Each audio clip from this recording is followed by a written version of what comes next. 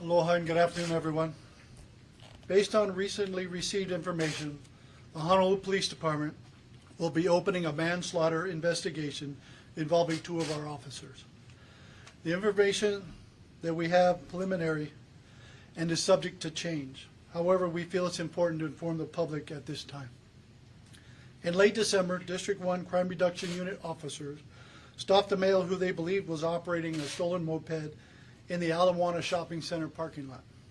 Physical force was used by the officers to make the arrest, at which time physical force was used by the officers to make the arrest, which resulted in the male sustaining injuries to his face and torso. The 77-year-old male was taken to the hospital where he refused treatment and was subsequently booked for unauthorized control of a propelled vehicle and released pending further investigation. 2 days after being arrested, paramedics and police officers went to the male's home to provide medical assistance. The male told the responding officers that he had been assaulted by police officers 2 days earlier. He then was transported to the hospital where he was found to have multiple rib and facial fractures. For reasons unknown at this time, the male left the hospital several hours later that same day. Sadly, he was found deceased in his home in January 10th of this year. The case was initially classified as a first-degree assault, but based on the medical examiner's autopsy findings, the manner of death was homicide, with the cause combined effects of existing medical conditions and recent chest and rib injuries. The case will be reclassified to manslaughter. According to the medical examiner's office, homicide refers to a volitional act committed by another person caused harm, which resulted in or contributed to the death. Homicide does not indicate or imply criminal nature of the act, criminal intent, or wrongdoing. 2 Crime Reduction Unit officers were placed on restrictive duty shortly after his death in January. They have 3 and 8 years of service.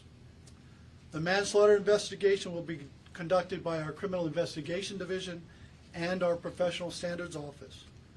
In addition, the Professional Standards Office will also be conducting an administrative investigation for violations of department policies and procedures, to include the review of the actions of the officers who responded to the male's home 2 days after his initial arrest.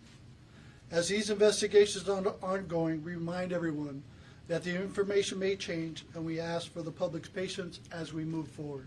With that, I look forward to your questions. Chief, so is your understanding that these 2 officers then beat this 77-year-old male? That's not what I said. What I said is these officers used force to effect an arrest on the suspect who sustained injuries based off that arrest and the use of force.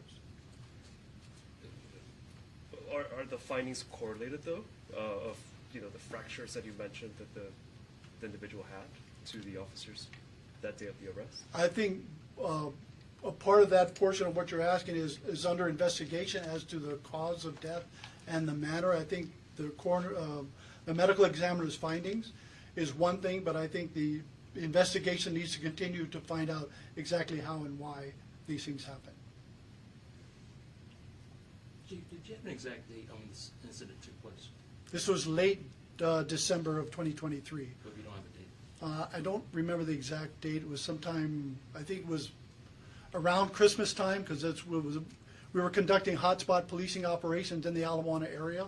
And in that area, it was known for what we call unauthorized entry to motor vehicle, or breaking into vehicles, stealing their contents from within, or people were stealing cars in that area. And so these plainclothes officers, crime reduction unit officers, were in that area conducting those hotspot policing operations.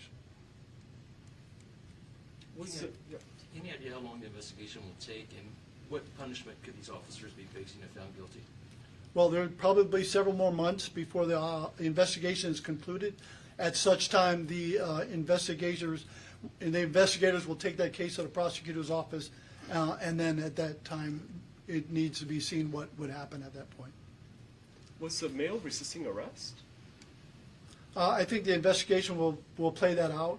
I think we need to know more information as to the engagement between the use of force and why. And is there any footage, body worn footage from the officers? There is no body-worn footage for the incident at Ala Moana. That those officers do not wear body-worn camera. To clarify a couple of things, so the officers involved have not been charged, They have not been charged. and initially the victim, or the male in question, he refused treatment. That's correct.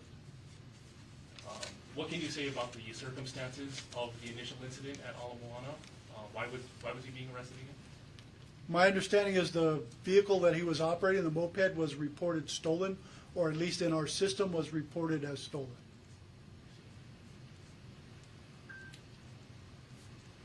Was he correctly identified? Or like, how was he identified through this investigation, in this report, that this was the... At the time of the arrest? Yes. I believe that the officers saw him get on the moped, at which time they stopped him at that point. If there are no further questions, thank you. I appreciate your time.